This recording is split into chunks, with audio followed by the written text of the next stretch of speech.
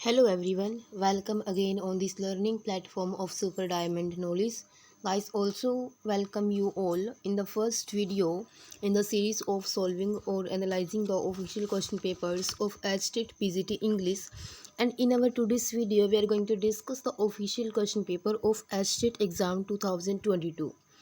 जो subject specific के total 60 question है एस्टेट पीजीटी इंग्लिश के, उनको हम आज के इस वीडियो में डिस्कस करने जा रहे हैं, उनका एनालाइज करने जा रहे हैं। तो चलिए आज की वीडियो स्टार्ट करते हैं बिना किसी देरी के। क्वेश्चन नंबर 91 देखिए क्या है। Fill in the blanks with the correct option. The man dash is honest is trusted. वो आदमी जो ऑनेस्ट है उसके ऊपर ही विश्वास किया जाता है, वही ट्रस्टेड है। तो यहाँ पर भी हमने द मैन को डिफ़ाइन करने के लिए एक क्वेश्चन वर्ड यहाँ पे यूज़ करना है। वी कैन से इनको रिलेटिव प्रोनाउन बोलते हैं और ये मास्टर्स में करवाए जाने वाला एक टॉपिक है। यहाँ पर जो अप्रोप्रिएट आंसर होगा, ऑप्शन देखिए पहले क्या है, हु, विच, होम, व्हाट। विच और व्हाट ये थिंग्स के लिए यूज़ किया जाता है और यहाँ पे जो अप्रोप्रिएट ऑप्शन होगा वो होगा ऑप्शन नंबर 1, हु यहाँ पे करेक्ट आंसर रहेगा। The man who is honest, वो आदमी जो ईमानदार है, इज़ ट्रस्टेड, उसी के ऊपर विश्वास किया जाता है। ऑप्शन नंबर 1 इस क्वेश्चन का करेक्ट आंसर है। अगला क्वेश्चन देखिए, name the author of the story lost spring. जो ये स्टोरी है लॉस्ट स्प्रिंग, ये NCERT इंग्लिश की टेक्स्ट बुक से लिया गया एक क्वेश्चन है। तो आपको यदि आप PGT इंग्लिश की तैयारी कर रहे हो तो NCERT ज़रूर पढ़ लेनी है फ्रॉम 9 to +2 क्लास। तो लॉस्ट स्प्रिंग जो स्टोरी है, इसके जो ऑथर हैं गाइज वो हैं एनीस जंग के द्वारा लिखी गई ये स्टोरी है। Option number 4 is the correct answer. Next question देखिए, identify the underlined vowel in the given word. जो ये वर्ड दिया गया है मशीन, इसमें हमने जो वोवल साउंड है वो बतानी है कौन सी वोवल साउंड इसके अंदर आई है। यहाँ पे गाइज जो ये टॉपिक है ये ट्रांसक्रिप्शन का टॉपिक है, ये बड़ा ही इंपॉर्टेंट टॉपिक है। About 3 to 4 questions are asked from this topic every year. हर साल इस प्रकार के टॉपिक से क्वेश्चन पूछे जाते हैं और इसका नाम है ट्रांसक्रिप्शन। फोनेटिक ट्रांसक्रिप्शन एक टॉपिक है जो ऑलरेडी चैनल पर प्रोवाइडेड है। If you want to learn this topic you can visit machine. इसमें जो वोवल साउंड है वो ई की है, लॉन्ग ई की साउंड है इसमें, और जो इसके लिए करेक्ट ट्रांसक्रिप्शन का सिंबल है वो ऑप्शन नंबर 2 में है। इसको ऐसे करके लिखा जाता है, पहले आई उसके बाद ये सेमीकोलन। नेक्स्ट क्वेश्चन है question number 94। Your children are not your children, they are the sons and daughters of life's longing itself, they come through you but not from you. These lines are an extract from this chapter. जो ये line पूछी गई है, 4 line दी गई हैं, वे किस chapter से ली गई हैं? ये NCERT का एक चैप्टर है और जिस चैप्टर से ली गई हैं ये माई चाइल्डहुड चैप्टर से ली गई लाइनें हैं।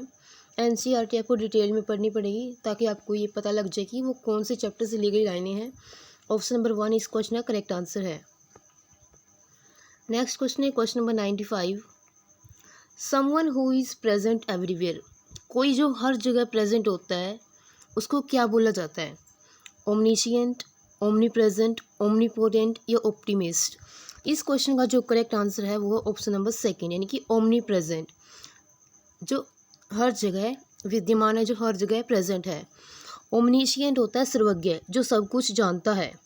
ओमनीपोटेंट होता है पावरफुल, जो सबसे ज़्यादा शक्तिशाली है। ऑप्टिमिस्ट होता है आशावादी। तो इस क्वेश्चन का जो करेक्ट आंसर है ऑप्शन नंबर 2 है। नेक्स्ट क्वेश्चन है question number 96। Change into indirect speech.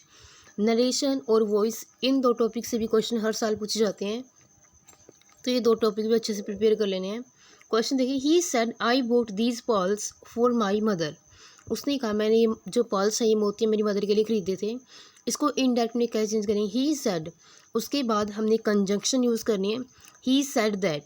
तो यहाँ पे कोई कंजंक्शन नहीं, ऑप्शन नंबर 1 और 2 तो ऐसे ही एलिमिनेट हो जाएगा। उसके बाद है जो आई है फर्स्ट पर्सन का प्रोनाउन, उसको हम सब्जेक्ट में चेंज करते हैं तो ही आएगा, दोनों में है ही। नेक्स्ट है बोट, ये सेकंड फॉर्म है, यानी कि ये पास्ट सिंपल में पूछा गया तो हमने इसको पास्ट परफेक्ट में लेकर के जाना है। उसकी पहचान होती है हैड प्लस थर्ड फॉर्म। तो हमारा जो करेक्ट आंसर होगा ऑप्शन नंबर 4 होगा। ऑप्शन नंबर 4 इस क्वेश्चन का करेक्ट आंसर है।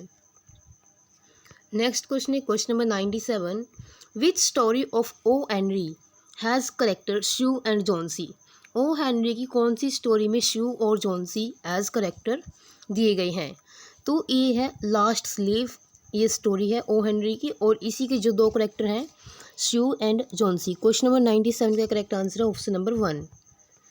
नेक्स्ट क्वेश्चन देखिए, question number 98। Choose the correct passive of the sentence. इस सेंटेंस की हमने करेक्ट पैसिव फॉर्म बतानी है, कौन सी है? You have insulted us today. You have insulted us today, इसमें हम ऑब्जेक्ट को पहले लेकर के आएंगे, यानी कि अस को पहले लेके आएंगे। अस के अकॉर्डिंग हम वी लगाएंगे, तो इन दोनों में तो है ही नहीं, तो एलिमिनेट हो गए। वी है फर्स्ट में और सेकंड में। वी हैव बीन इंसल्टेड, इसमें हमने बीन यूज़ करना है। Have been insulted by you, option number 1 इस क्वेश्चन का करेक्ट आंसर रहेगा। Question number 99। Fill in the blank with the correct phrasal verb. हमने इसमें फ्रेजल वर्ब फिल करने हैं। There is a mystery about his death and the police are dash it. एक mystery है उसकी death. इसके options देखिए क्या है। लुक आउट, लुक आउट का मीनिंग होता है बाहर देखना। लुक इनटू यानी कि किसी की छानबीन करना, इंक्वायरी करना, जांच पड़ताल करना। तो ऑप्शन नंबर 2 इस क्वेश्चन का करेक्ट आंसर है। लुक अहेड होता है आगे देखना, लुक आफ्टर होता है देखभाल करना। ऑप्शन नंबर 2 इस क्वेश्चन का करेक्ट आंसर है। नेक्स्ट क्वेश्चन है question number 100। Cars must not be parked in front of the gate. Must not the underline modal auxiliary so. जो ये अंडरलाइन मॉडल ऑक्सिलरी है मस्ट नॉट, ये किस चीज़ को शो करती है? परमिशन को, प्रोहिबिशन को, निसेसिटी को या रिक्वेस्ट को? परमिशन होती है आज्ञा, प्रोहिबिशन होता है किसी चीज़ के ऊपर प्रतिबंध, निसेसिटी होता है ज़रूरत, रिक्वेस्ट होता है प्रार्थना। तो आपको पता लग ही गया, ऑप्शन नंबर 2 इस क्वेश्चन का करेक्ट आंसर है। प्रोहिबिशन होता है प्रतिबंध लगाना किसी चीज़ पर। कार्स मस्ट नॉट यानी कि जो कार है वो गेट के सामने पार्क नहीं की जाएंगी, यहाँ पर एक प्रतिबंध लगाया गया है। डैश एग्जीबिशन क्लोज 2 months एगो। 2 मंथ पहले की बात है, ये कौन सा एग्जीबिशन था वो जो 2 महीने पहले बंद कर दिया गया था। दीज और दोज ये प्लूरल के लिए यूज़ होते हैं, तो दोनों एलिमिनेट हो जाएंगे। यहाँ पे सिर्फ एक एग्जीबिशन है। ऑल सभी, सभी हम बोल नहीं सकते। दैट वो एग्जीबिशन बंद हो गया, तो यहाँ पे जो करेक्ट आंसर है वो ऑप्शन नंबर 4 है। क्वेश्चन नंबर 102 देखिए। Which of the following is a exam simple sentence. इनमें से कौन सा एक सिंपल सेंटेंस है? I am responsible for my actions. All that glitters is not gold. He is very ill but he goes to his work. He put off his clothes and plunged into the river. इसका जो correct answer है guys वो है option number 1, यानी कि आई am responsible for my actions. आगे वाले हैं जो ये कंपाउंड सेंटेंस के एग्जाम्पल्स हैं। नेक्स्ट क्वेश्चन देखिए। What part of speech is the word before. He came before the appointed time. यहाँ पे जो एक वर्ड आया है बिफोर, वो किसके रूप में यूज़ हुआ है? Preposition, adverb, noun, adjective. जो ये 8 पार्ट्स ऑफ स्पीच हैं उनका डिटेल्ड एनालिसिस बिल्कुल शॉर्ट पीरियड ऑफ टाइम में इस चैनल पर वीडियो प्रोवाइडेड है, यू कैन विजिट दैम। और जो प्लेलिस्ट है वो इंग्लिश ग्रामर के नाम से बनी हुई है, आप उसको ज़रूर विजिट कर लेना। और ये जो बिफोर है वो यहाँ पे एज प्रेपोजिशन यूज़ की गई है। नेक्स्ट क्वेश्चन है antonym of the word industrious is. जो इंडस्ट्रियस मीनिंग होता है वर्ड होता है, इसके अपोजिट मीनिंग वाला एंटोनिम होता है, इसका अपोजिट मीनिंग वाला हमने वर्ड बताना है। इसका जो अपोजिट मीनिंग वाला होगा वो होगा लेजी, क्योंकि इंडस्ट्रियस होता है उद्यमी, परिश्रमी व्यक्ति। परसिस्टेंट, डिलीजेंट, फोक्स्ड, ये तीनों इसके सिनोनिम है। जो एंटोनिम है इसका वो लेजी है। इंडस्ट्रियस उद्यमी, परिश्रमी व्यक्ति होता है। परसिस्टेंट होता है नियमित रूप से काम करने वाला। डिलीजेंट भी मेहनती होता है, और फोकस्ड भी वही होता है जो अपने लक्ष्य के प्रति पूरा दृढ़ निश्चयी है। ऑप्शन नंबर 2 इस क्वेश्चन का करेक्ट आंसर है। नेक्स्ट क्वेश्चन है question number 105। Government by king और क्वीन इज कॉल्ड। किसी राजा या रानी के द्वारा जो शासन होता है उसको क्या बोला जाता है? Monarchy, democracy, bureaucracy, anarchy. इसको बोला जाता है मोनार्की यानी कि राजकता। अनार्की इसके अपोजिट होती है अराजकता। डेमोक्रेसी होता है लोकतंत्र, ये लोगों की सरकार होती है, लोगों के द्वारा बनाई होती है और लोगों के लिए होती है। और ब्यूरोक्रेसी होती है नौकरशाही। ऑप्शन नंबर 1 इस क्वेश्चन का करेक्ट आंसर है।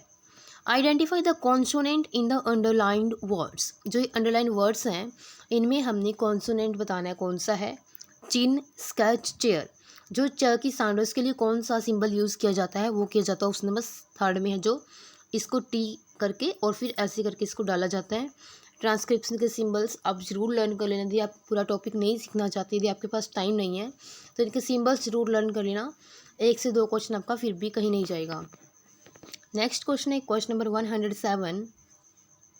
My sister does not like milk supplied by the government dairy. यहाँ पे जो करेक्ट वर्ड होगा वो डेयरी होगा, डायरी होता है लिखने वाली। इसकी करेक्ट स्पेलिंग जो थर्ड ऑप्शन में वही है। नेक्स्ट क्वेश्चन है क्वेश्चन नंबर 108। चिल्ड्रन शुड ओबे their parents, the underlined model expresses. बच्चों को उनके पेरेंट्स की आगे का पालन करना चाहिए। जो ये अंडरलाइन वर्ड है, मॉडल ऑक्सिलरी है, ये किस चीज़ को एक्सप्रेस कर रही है? हैबिट आदत को, रिक्वेस्ट किसी प्रार्थना को, ऑब्लिगेशन यानी कि कर्तव्य को, या डिज़ायरेबिलिटी वांछनीयता को। ये एक्सप्रेस कर रही है ऑब्लिगेशन को, यानी कि वो आज्ञाकारी होनी चाहिए, but this is not compulsion at all. Which of the following is not the synonym of colossal. इनमें से कौन सा जो वर्ड है कोलोशल का सिनोनिम नहीं है? सबसे पहले तो जो कोलोशल वर्ड होता है इसका मीनिंग आपको पता होना चाहिए। इसका मीनिंग होता है लार्ज, यानी कि बहुत ही बड़ा। ह्यूज भी बड़ा होता है, इनॉर्मस भी बड़ा होता है, और जिजेंटिक भी बड़ा यानी कि विशालकाय होता है। लेकिन जो टिमिड होता है वो एक डरपोक इंसान को हम बोल सकते हैं टिमिड। नेक्स्ट क्वेश्चन देखिए, तो ऑप्शन नंबर सेकंड इस क्वेश्चन का करेक्ट आंसर रहेगा। नेक्स्ट है question number 110। The correct noun form of the verb obey is. जो नाउन फॉर्म हमने बतानी है इस ओबे की, तो जो नाउन होगी वो होगी ओबीडियंस। ओबीडियंट ये एडजेक्टिव होता है। कोई बच्चा ओबीडियंट हो सकता है, आज्ञाकारी हो सकता है, बट आज्ञाकारिता एक यानी कि ओबीडियंस एक नाउन के रूप में हम यूज़ करते हैं।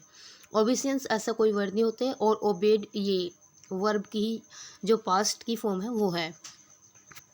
क्वेश्चन नंबर 111 देखिए। Which of the following sentences is grammatically incorrect. इनमें से कौन सा सेंटेंस है जो ग्रामेटिकली गलत है? I hope you are enjoying good health, बिल्कुल सही है ये। I am feeling pain in my leg, ये भी सही है। I ordered to him to, यहाँ पे जो आई ऑर्डर्ड हिम, यहाँ पे जो ये टू आया है वो मतलब ज़रूरत नहीं थी इसकी, तो ये गलत है। ऑप्शन नंबर थर्ड ही इसका करेक्ट आंसर रहेगा। The water is good to drink, ये सेंटेंस भी सही है। ऑप्शन नंबर थर्ड इस क्वेश्चन का करेक्ट आंसर है। नेक्स्ट क्वेश्चन देखिए, question number 112। Identify the part of speech of the underlined word. इनमें से हमने जो इसकी पार्ट ऑफ स्पीच बतानी है अंडरलाइन वर्ड की, वो क्या कौन सी पार्ट ऑफ स्पीच है? Still water run deep. Still यानी कि जो पानी है वो शांत है, ये पानी की विशेषता को दिखा रहा है, तो ये एडजेक्टिव ऑप्शन नंबर 1 इस क्वेश्चन का करेक्ट आंसर है। नाउन नेमिंग वर्ड होते हैं। वर्ब कोई काम, ये कार्य एक्शन होता है। एडवर्ब जो वर्ब को क्वालिफाई करता है। For example Ram run slowly, Ram धीरे धीरे दौड़ता है, तो जो स्लोली है वो वर्ब की एडवर्ब है, यानी कि जो क्रिया की विशेषता बताए वो क्रिया विशेषण होते हैं। नेक्स्ट है question number 113। The moan of doves in immemorial elms and murmuring of innumerable bees. Identify the figure of speech in the above lines. इसमें जो मॉम्स ऑफ डव जो फाख्ते होते हैं वो मौन करते हैं, ऐसी कुछ साउंड आती है उनकी, और जो मर्मरिंग होता है इन जो बीज होती हैं वो मरमर करती हैं। तो इस प्रकार की जो फिगर स्पीच होती है वो होती है ओनोमेटोपिया, जो रियल साउंड की जैसे आवाज़ करती हैं, जैसे स्नेक की हिसिंग साउंड होती है।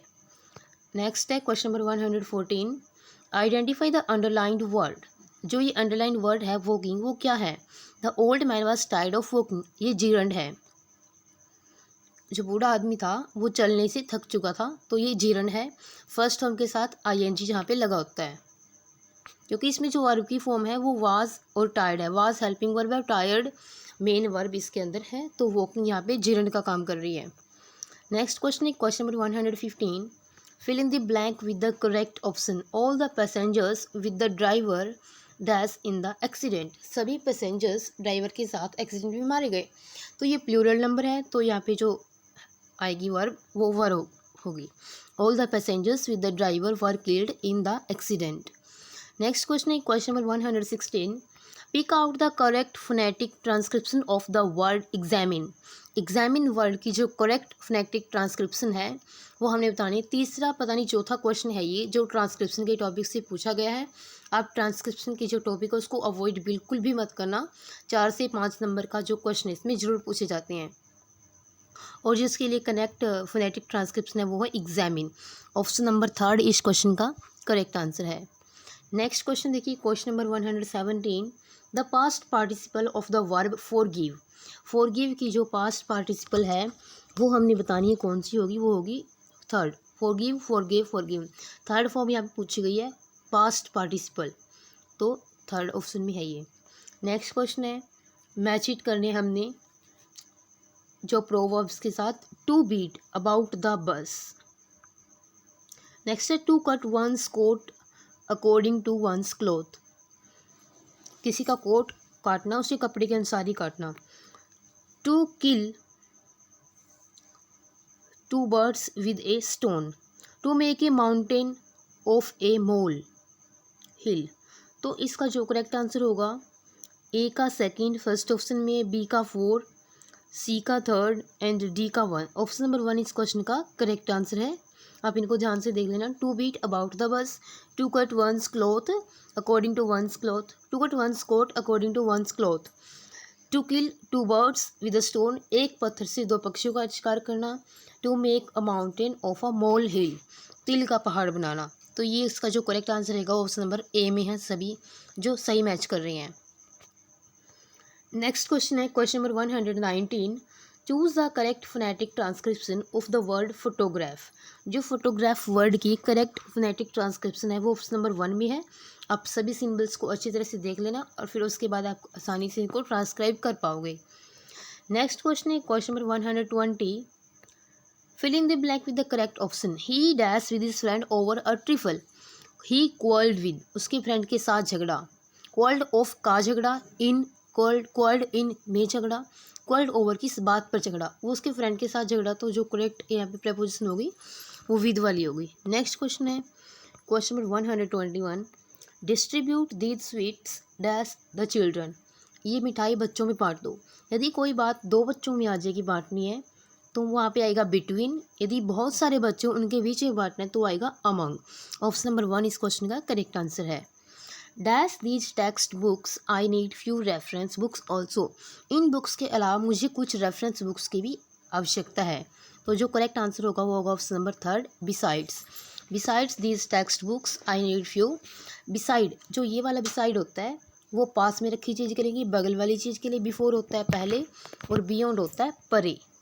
ऑप्शन नंबर 3 इस क्वेश्चन का करेक्ट आंसर है। नेक्स्ट क्वेश्चन देखिए question number 123, dash is another name for affluence. Affluence का एक दूसरा नाम है। सबसे पहले तो आपको एफ्लुएंस का पता होना चाहिए क्या है। एफ्लुएंस होता है समृद्धि, यानी कि अच्छी खासी समृद्धि हो, किसी चीज़ की कोई कमी ना हो। और पेन्यूरी, पेन्यूरी का मतलब होता है पॉवर्टी, गरीबी। इंडिजेंस होता है, ये भी गरीबी होता है। और इनएडिक्वेट, ये भी गरीबी होता है। इसका जो दूसरा नाम होगा एफ्लुएंस का वो होगा रिचडम। रिचडम भी अमीरी होता है और एफ्लुएंस भी समृद्धि होता है। बाकी जो ये ऑप्शन फर्स्ट, सेकंड और थर्ड में है, इन तीनों का मतलब ही पॉवर्टी, गरीबी है। ऑप्शन नंबर 4 इस क्वेश्चन का करेक्ट आंसर है। क्वेश्चन नंबर 124 देखिए, she dash all her money on clothes he spends. Option number 1 आएगा इसमें। जो यदि सिंगुलर है हमारा सब्जेक्ट तो फर्स्ट टर्म के साथ एस या ई एस आएगा, सिंगुलर ही है तो यहाँ पे आएगा spends. What was the pen name of Kamala Das. Kamala Das का जो पेन नेम था वो क्या था, वो था माधवी कुट्टी।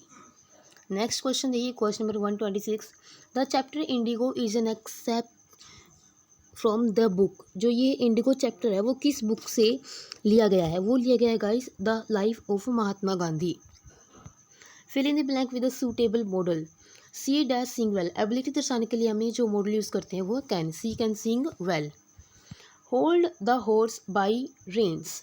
जो घोड़े को लगाम के साथ पकड़ो। जो ये वाला रेन होता है REIGN, ये शासन को बोलते हैं। रेन बारिश होता है, रेनिंग इसी की जो कंटिन्यूस फॉर्म है। ऑप्शन नंबर 1 इस क्वेश्चन का करेक्ट आंसर है।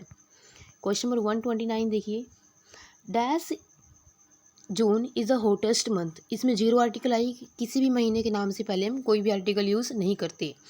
The expression the seat of white supremacy means.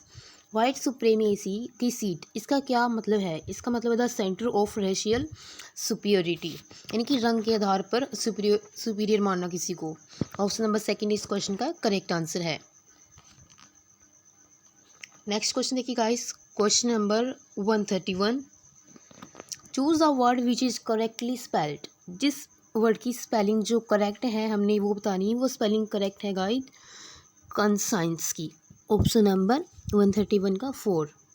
Next question है, your presence in the classroom makes it impossible for the teacher to teach and for the other peoples to learn. These words have been uttered to whom. जो ये शब्द हैं वो किसके लिए बोले गए थे? ये बोले गए थे गाइस अल्बर्ट आइंस्टाइन के लिए, कि तुम्हारे होते हुए क्लास में कोई भी टीचर नहीं पढ़ा सकता, तो ये शब्द थे जो वो अल्बर्ट आइंस्टाइन के लिए बोले गए थे। A short account of real incident और पर्सन ऑफन ह्यूमरस और इंटरेस्टिंग इज कॉल्ड। इसको क्या बोला जाता है? यदि कोई छोटा सा उल्लेख होता है, छोटा सा अकाउंट होता है लेखा जो का, जिसमें वास्तविक घटनाओं का वर्णन होता है, कई बार इसमें हास्यास्पद चीज़ें भी ऐड होती हैं, इसको क्या बोला जाता है? इसको बोला जाता है एनेक्डोट। एनेक्डोट रिकॉर्ड इनको बोलते हैं। क्वेश्चन नंबर 134 देखिए, what does the phrase to stand on one's feet imply? To stand on one's feet, पैरों पे खड़े होना, हम नॉर्मली भी यूज़ करते हैं। ये जब तक तुम अपने पैरों पे खड़े हो जाओ, पैरों पे खड़े होने का मतलब क्या है? कि आप इंडिपेंडेंट बन जाओ। ऑप्शन नंबर 3 इस क्वेश्चन का करेक्ट आंसर है। नेक्स्ट क्वेश्चन है question number 135। Which of the following is not the meaning of the word incessant? इनमें से जो कौन से वर्ड का मीनिंग इंसेसेंट नहीं है? 135 का जो करेक्ट आंसर है वो एंडिंग, यानी कि रुक जाने वाला, खत्म होने आने वाला, इसका मीनिंग नहीं है। इंसेसेंट होता है कंटिन्यूस, जो ना रुके, लगातार चलता रहे। अनसीजिंग भी वही होता है, अनरेमिटिंग भी वही होता है, कभी न रुकने वाला। एंडिंग इसका जो सेम मीनिंग वाला वर्ड नहीं है। Question number 136। You dash study for your board exams. Necessity, एक ज़रूरी है, तुम्हें अपने बोर्ड के एग्ज़ाम्स के लिए आपको पढ़ना चाहिए। तो जब निसेसिटी आ जाए तो मस्ट मॉडल हम यूज़ करते हैं। नेक्स्ट क्वेश्चन देखिए question number 137। And who art दो said I to the soft falling shower, which strange to tell gave me another answer as here translated. These lines have been taken from, जो ये लाइनें हैं वो कहाँ से ली गई हैं? ये ली गई हैं the voice of the rain से। Question number 138। The author of the story footprint without feet. जो ये स्टोरी है फुटप्रिंट विदाउट फीट, इसके ऑथर कौन है? Sinclair Lewis, Robert Arthur, Ruskin Bond या H.G. वेल्स? इसके ऑथर हैं guys H.G. Wales. Next question है विच of the following is miss spelled? इनमें से कौन सी स्पेलिंग मिस स्पेल्ड है? जो मिस स्पेल्ड है वो गाइस वो है ओडेसियस। ओडेसियस में लास्ट में सिंगल एस आता है, डबल एस नहीं आता। तो ऑप्शन नंबर 3 ही हमारा करेक्ट आंसर है। Question number 140। Name the author of the story the Ghat of the only world. इसके जो ऑथर हैं गाइस वो ऑप्शन नंबर 1 में ही अमिताभ घोष। नेक्स्ट है हमने 141 टू 149 के आंसर देने के लिए जो ये पोइम दी गई है इसको पढ़ना है। A thing of beauty is a joy forever, its loveliness increases, it will never pass into nothingness but will keep a bower quiet for us and a sleep, full of sweet dreams and health and quiet breathing, therefore on every morrow are we reading. Next question, next है इसमें a flowery band to bind us to the earth, spite of despondence in human death, of noble natures, of gloomy days, of all the unhealthy over darkened ways, made for our searching, yes in spite of all, some shape of beauty moves away the pole, from our dark spirits search the sun, the moon, trees old and young, sprouting a shady boon, for simple sleep, and such are daffodils, with the green world they live in, and clear rills, that for themselves a cooling covert make, gainst the hot season, the mid-forest break, rich with a sprinkling of fair musk rose blooms. ये poem है guys, A thing of beauty is a joy forever, John Keats की लिखी हुई poem है ये। And such too is the grandeur of the domes we have imagined for the mighty dead, all lovely tales that we have heard or read, and endless fountainous immortal drink, powering us unto us from the heavens brink. According to the poet a thing of beauty, कवि के अनुसार जो thing of beauty है वो कैसी है, Joy for ever, हमेशा खुशी देने वाली। The word grandeur in the line 20, इसका मीनिंग क्या है, मैग्निफिसेंस, बड़ा ही शानदार, स्प्लेंडिड। ऑप्शन नंबर 1 इस क्वेश्चन का करेक्ट आंसर है। The central theme of the poem, जो पोइम की हमने सेंट्रल थीम बतानी है वो क्या है, वो है beautiful things are a source of constant joy and inspiration. Question number 144, trees old and young sprouting a shady boon, identify the figure of speech in the above line with special reference to words underlined. जो ये trees old and young, इसमें जो कौन सी figure of speech use हुई है, इसमें use हुई है एंटीथीसिस। जो जब दो वर्ड एक दूसरे के बिल्कुल अपोजिट हो और वो एक ही सेंटेंस में यूज़ हो तो उसको एंटीथेसिस बोलते हैं। अलिट्रेशन अलंकार होता है जब सेम साउंड रिपीट हो रही हो। फॉर एग्जांपल यहाँ पर देखिए, noble natures, cooling covert, band to bind, यहाँ पे जो करेक्ट फिगर ऑफ स्पीच है, पोएटिक डिवाइस है, वो एलिस्ट्रेशन है। 147 का जो आंसर रहेगा वो ऑप्शन नंबर 2 रहेगा। नेक्स्ट है question number 145, a pleasant shady place under trees और क्लाइंबिंग प्लांट्स इज कॉल्ड, क्या बोला जाता है इसको, इसको बोला जाता है गाइज बावर। ऑप्शन नंबर 3 इस क्वेश्चन का करेक्ट आंसर। फाउंटेन होता है फुवारा, और रैदिंग होता है पुष्पांजलि, और डिस्पोंडेंस कुछ मतलब एक प्रकार से बड़ा शानदार कुछ चीज़ होती है। What does the line grandeur of the domes we have imagined for the mighty dead mean? The giants who died in the war, the martyrs who sacrificed their life for the good cause. वो शहीद जिन्होंने अपनी ज़िंदगी का बलिदान दे दिया अच्छे वजह से, कुछ अच्छे काम करने के लिए। ये हम कर चुके हैं 147 वाला क्वेश्चन। इसमें अलिट्रेशन है। Every morning we all are connecting ourselves to nature, option number 3 according to this poem. The poem is written in, जो ये पोइम है वो इयाम्बिक पेंटामीटर में लिखी गई है। इसमें हमने मैच करने हैं। स्लेविंग, स्लेविंग का मीनिंग होता है बिल्कुल हार्ड वर्क करने वाला। अकम्प्लिश होता है फिनिश सक्सेसफुली, किसी काम को सफलता से पूरा कर देना। अनकैनी होता है strange, difficult to explain. Chaos होता है कम्प्लीटली कन्फ्यूजन एंड डिसऑर्डर। तो ये सभी ऑप्शन है जो ऑप्शन नंबर 1 में ही मैच कर रहे हैं। ऑप्शन नंबर 1 ही इस क्वेश्चन का करेक्ट आंसर है। तो गाइस ये थी आज की वीडियो। मिलते हैं ऐसे ही इंटरेस्टिंग नेक्स्ट वीडियो में। यदि वीडियो पसंद आए तो वीडियो को लाइक और शेयर करें, चैनल को सब्सक्राइब करें। Bye bye, have a nice day, thanks for watching the video.